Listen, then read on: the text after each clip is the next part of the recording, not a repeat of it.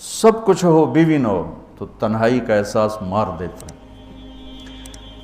اس سے ایک اور مطلب نکلتا ہے کہ لباس کے بغیر ایک لمحہ گزارا نہیں۔ سارا دن پانی نہیں پیتے ہیں نا، اب میں بیان میں پانی پی رہا ہوں، لیکن 16 گھنٹے تو گزارے ہیں نا، پانی نہیں پیا، کھانا نہیں کھایا، 16 سیکنڈ لباس کے بغیر گزار سکتے ہیں؟ بولو۔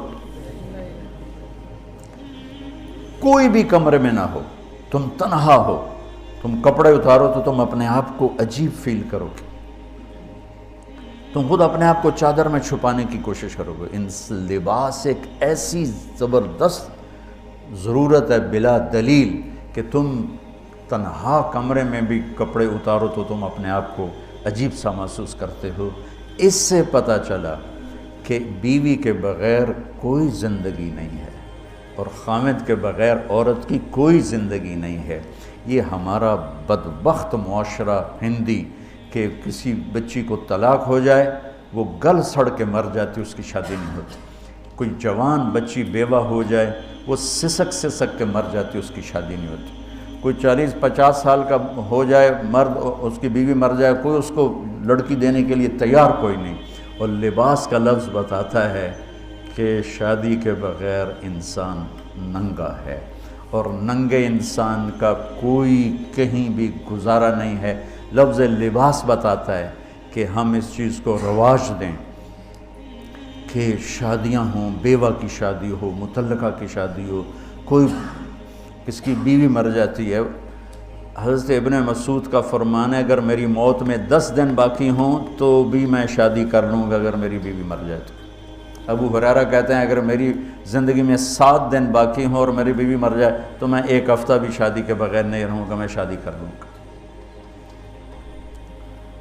تو ہم ایک ہندی معاشرے سے متاثر ہیں جہاں بیوہ کی کوئی سنوائی نہیں، مطلقہ کی کوئی سنوائی نہیں، اور کوئی جوان بھی 2-4 بچے ہیں اور بیوی مر جائے تو اس کی کوئی شادی نہیں ہے، وہ سسک سسک کے وہ بلک بلک کے زندگی گزارتے ہیں۔ ہم لوگ اس کو رواج دیں۔ لباس، لفظ لباس بتا رہا ہے کہ جیسے لباس کے بغیر ایک لمحہ آدمی چین سے نہیں بیٹھ سکتا، ایسے ہی اس رشتے کے بغیر زندگی میں کوئی خوبصورتی نہیں، کوئی حسن نہیں۔ میں نے جیسے کہا لباس سب سے قریب ہے، تو اس کے بعد بیوی کا حق سب سے پہلے آ جاتا ہے۔ ماں باپ کی طرف سے زیادتی آئے تو تمہارے ذمے ہے اپنی بیوی کو بچاؤ، اللہ کے واسطے اپنی بیویوں کی حفاظت کرو۔ ہاں تمہاری بیوی کی طرف سے زیادتی آئے تو اللہ کے واسطے ماں باپ کی حفاظت کرو۔ تو اس کا مطلب یہ نہیں کہ تم ڈنڈا اٹھا لو، اپنے اخلاق ایسے بناؤ، سپرنگ بن جاؤ، سپرنگ جو فریشر سے کو قبول کر کے دب کے نیچے چلا جاتا ہے۔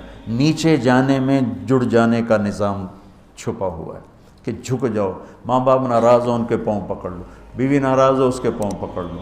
ذلت میں عزت چھپی ہوئی ہے، ساری زندگی کا تجربہ بتا رہا ہوں۔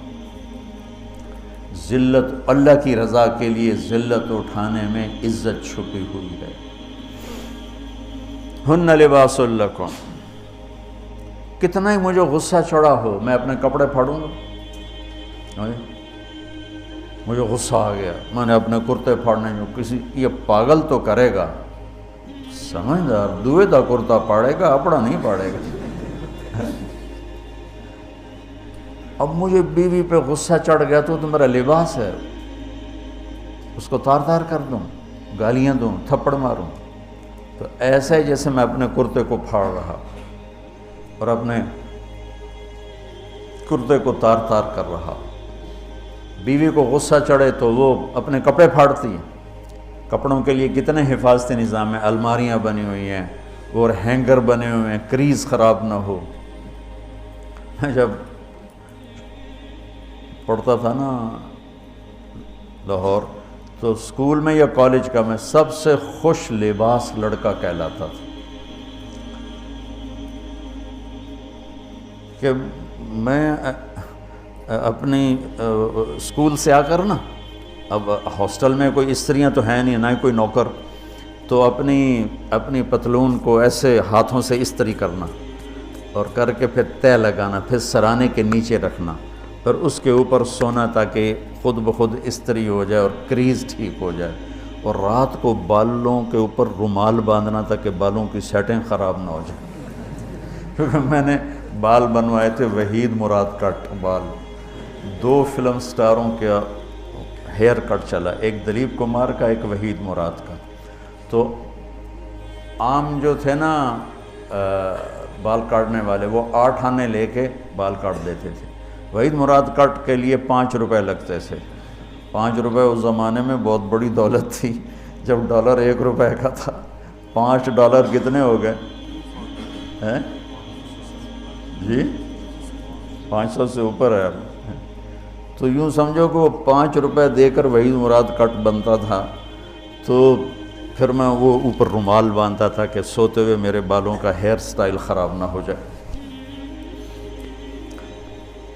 ایک چھوٹا سا بچہ ہے لیکن اپنے لباس کو کیسے حفاظت کر رہا ہے، کریز ٹھیک کر رہا ہے، سرانے کے نیچے رکھ رہا ہے اور اس کو صاف ستھرا رکھ رہا ہے۔ ہم کھاتے ہوئے کیا کرتے ہیں، آگے اگر کپڑے نئے پہنے ہوں تو آستینیں چڑھا لیتے ہیں کہ کہیں کوئی شوربہ، کچھ سالن ادھر نہ لگ جائے، ادھر نہ لگ جائے۔ میں جب بھی بیٹھتا ہوں تو میری بیوی کہتی ہے آستینیں چڑھاؤ، آستینیں چڑھاؤ، لگ نہ جائے۔ اور آگے ہم کیا کرتے ہیں، تولیہ رکھتے ہیں، نیپکن رکھتے ہیں، رومال رکھتے ہیں۔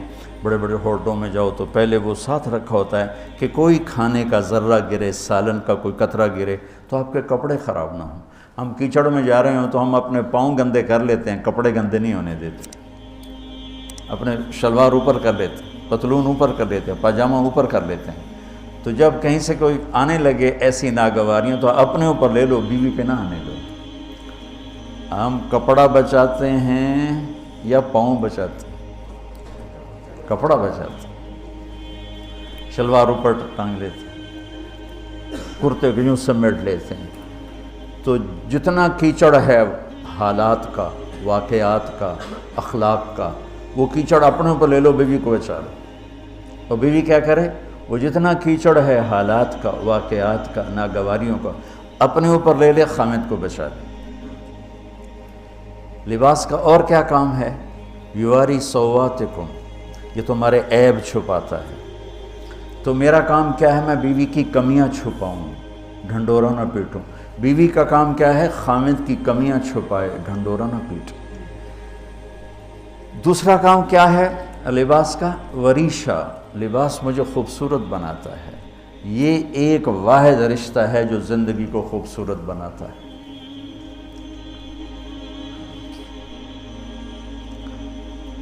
ہن لباس لکم انتم لباس لہن۔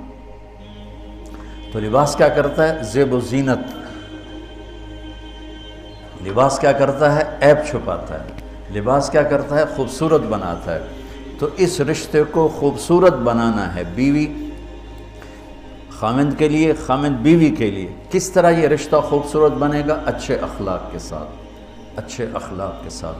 اگر گھر والوں کے اخلاق اچھے ہوں، وہ بچی ساس سسر کو ماں باپ بنا لے، ساس سسر بچی کو ماں باپ بنا لے، خامند بیوی کو ہتھیلی کا چھالا بنا لے، بیوی خامند کو ہتھیلی کا چھالا بنا لے۔ میں قربان جاؤں اپنے نبی پر، ساری کائنات کو نور ایمان دینے والی ہستی، اور حضرت عائشہ رضی اللہ عنہ کو لقمے بنا کے کھلا رہے ہیں۔ کمال۔ حضرت عائشہ رضی اللہ تعالیٰ عنہ، وہ بڑی بڑی بوٹیاں ہوتی تھیں نا، وہ اٹھا کے ایسے نوچتیں اور پھر رکھ دیتیں، روٹی کا ٹکڑا اٹھاتی۔ میرے نبی وہی بوٹی اٹھاتے جہاں حضرت عائشہ نے نوچا ہوتا تھا، وہیں دکھا کے کرتے تھے، ان کی محبت کو لینے کے لیے اور ہمیں سکھانے کے۔ حضرت عائشہ گلاس اٹھاتی، وہ بڑے بڑے ہوتے تھے، اب تو یہ چھوٹے چھوٹے گلاس ہیں۔ بخل کا زمانہ آ گیا، پانی بھی تھوڑا دیں دیں۔ ہمارے دیہات کا کلچر تھا، اب تو مٹ گیا ہے، مہمان ہی کوئی نہیں ہوتے۔ جب کچی سڑکیں ہوتی تھیں اور ذرائع نہیں تھے تو بہت سے مسافر ہمارے ڈیروں میں آ کے رات گزارتے تھے۔ ہماری پہچان والے نہیں، اجنبی راہگیر، اور کوئی پہچان والے بھی، لیکن جو بھی تھے، کوئی اپنے ہیں، پہچان والے ہیں، دوست ہیں، مسافر راہگیر ہیں، ان کو رات کو کھانے کے بعد دودھ پلانا یہ ہماری تہذیب تھی کہ جتنے بھی ہیں دیرے میں 15 ہیں 20 ہیں 1 ہے، جاؤ بھائی روٹی کھا لی ہاں دودھ پواؤ سارے ہیں۔ وہ جانور بہت زیادہ ہوتے تھے، کھیتی باڑی کم ہوتی تھی، دودھ وافر ہوتا تھا، وہ گلاس اتنے بڑے بڑے ہوتے تھے، 3 پاؤ کا گلاس ہوتا تھا۔ تو ایک ہمارے دادے کے زمانے کا نا چاچا لال سنپال وہ آ گیا دیرے میں، نوکر گیا دودھ پلانے، تو گلاس کو دیکھ کے نوکر سے کہندا پتر میں نہیں پیندا۔ اسا کہا چاچا کیوں نہیں پینا؟ اسا کہا 2 تو ود پیواں تو بے غیرت بنا تے 2 تے میرا گزارا نہیں جاتا میں نہیں پیندا۔ تو حضرت عائشہ رضی اللہ تعالیٰ عنہ گلاس اٹھاتی اور یہ پیا، یہ رکھا۔ میرے نبی اٹھاتے اور جہاں حضرت عائشہ کے ہونٹ لگے ہوتے تھے وہاں ہونٹ رکھ کے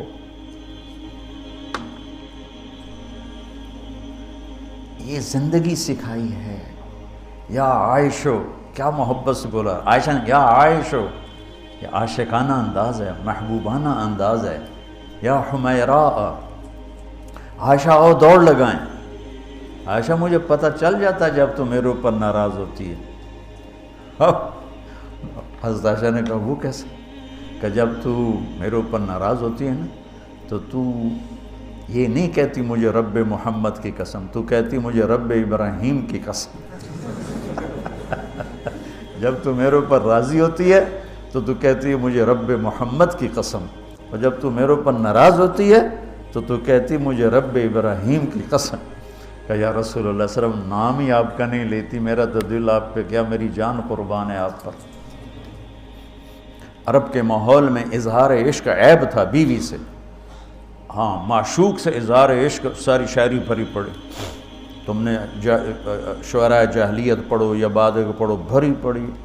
وَهَلْ تَبْكِينَ لَيْلَا إِذَا مِتُّ قَبْلَهَا وَقَامَ عَلَىٰ قَبْرِ النِّسَاءُ النَّوَائِحُ لَيْلًا كَمَا لَوْ أَصَابَ الْمَوْتُ لَيْلًا بَكَيْتُهَا وَجَادَ لَهَا دَمْعًا مِنَ الْعَيْنِ صَافِحُ وَأَغْبِطُ مِنْ لَيْلًا بِمَا لَا أَنَالُهُ بَلَا كُلُّ مَا قَرَّتْ بِهِ الْعَيْنُ طَائِعُ وَلَوْ أَنَّ لَيْلًا، دیکھو لیلہ 4 شعر ہیں، لیلہ ہر شعر میں لیلہ۔ وَلَوْ أَنَّ لَيْلَ الْأُخَيْلِيَّةَ سَلَّمَتْ عَلَيَّ وَدُونِي جَنْدَلٌ وَصَفَائِحُ لَسَلَّمْتُ تَسْلِيمَ الْبَشَاشَةِ أَوْ زَقَى إِلَيْهَا صَدًا مِنْ جَانِبِ الْقَبْرِ سَائِحُ۔ وہ بڑے زور شور سے لیلہ لیلہ لیلہ اپنے اشعار میں کہہ رہا ہے، لیکن بیوی سے اظہار عشق عیب، موت۔ اس ماحول میں جس میں بیوی سے اظہار عشق ایک عیب تھا اور معشوق سے اظہار عشق شاعری بھری پڑی۔ ترکت ہوا لیلا وسعد بمعزل، کیا کیا خوبصورت شاعری ہے۔ بے بالشموس الجانحات غواربا، اللہ بساط من الحریر جلاببا حاولنا تفدیتی وخفنا مراقبا فوضعنا ایدیہن فوق ترائب۔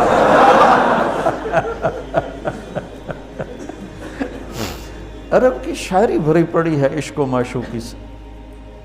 اس ماحول میں میرے نبی سے ایک شخص کہتا ہے یا رسول اللہ من احب الناس الیک، آپ کو سب سے زیادہ کس سے پیار ہے؟ بھری محفل ہے، مسجد الگ نہیں کہ یوں کر کے پوچھ رہا ہو، بھری محفل میں آپ سب سے زیادہ کس سے پیار کرتے ہیں؟ تو آپ نے زور سے کہا عائشہ سے۔ اللہ اکبر، اللہ اکبر، ہائے ہائے ہائے۔ وہ تو ہل گئے، کہنے لگے، ان کی تو سمجھ میں نہیں آئی بات، تو انہوں نے کہا یا رسول اللہ میرا مطلب ہے مردوں میں آپ کس سے زیادہ پیار کرتے؟ تو آپ کو اندازہ ہو گیا بھائی کیوں یہ پوچھ رہا ہے، اس کو ہضم نہیں ہوا جواب۔ تو آپ نے کہنا تھا ابو بکر سے، تو آپ نے فرمایا مردوں میں عائشہ کے عباس، ابوہا عائشہ کے عباس۔ کیا زندگی سکھائی۔ ہن لباس لکم وانتم لباس لہن، یہ تمہارا لباس ہیں تمہیں کتنا ہی غصہ چڑھے لباس تو نہیں پھاڑو گے. تمہیں غصہ چڑھے بیوی کو بے عزت نہ کرو. بیوی کو غصہ چڑھے تو کرتا پھاڑے گی, اپنا دوپٹے کو آگ میں ڈالے گی, نہیں, اس کو بچائے گی. صرف پاگل یہ کام کرتا ہے. اسی ایک لفظ لباس کے اندر زندگی گزارنے کا پورا طریقہ موجود ہے. اور اسی کے اندر بیواؤں کی, مطلقہ کی, رنڈوے کی شادی کا اشارہ خوبصورت موجود ہے کہ لباس کے بغیر تو ایک لمحہ انسان نہیں گزار سکتا. تو اس کو رواج دینا یہ ہمارے ذمہ ہے, اور اپنے نبی کی معاشرت کو بتانا یہ ہمارے ذمہ ہے. تو ان مسائل میں پڑ گئے جن کا نہ جنت سے تعلق ہے نہ جہنم سے تعلق ہے. الٹا وہ مسائل جس میں زیادہ اختلاف ہے اس میں زیادہ بولنا, زیادہ تقریریں کرنا, اس چیز نے ہمیں اپنی منزل سے بہت دور کر دیا. ہم کھو گئے ہیں, کہیں اور چلے گئے ہیں. تو اس عرب کے ماحول میں میرے نبی نے لباس بنا کے دکھایا. صفیہ رضی اللہ تعالیٰ عنہ چھوٹے قد کی تھیں, اونٹ پہ سواری کے لیے وہ خود نہیں کر سکتی تھی, آپ نے اپنا گھٹنا آگے کر دیا. حضرت صفیہ نے آپ کے گھٹنے پر پاؤں رکھا اور اس کو زینہ بنا کے آپ نے ان کو اوپر چڑھایا, زینہ بنا کے.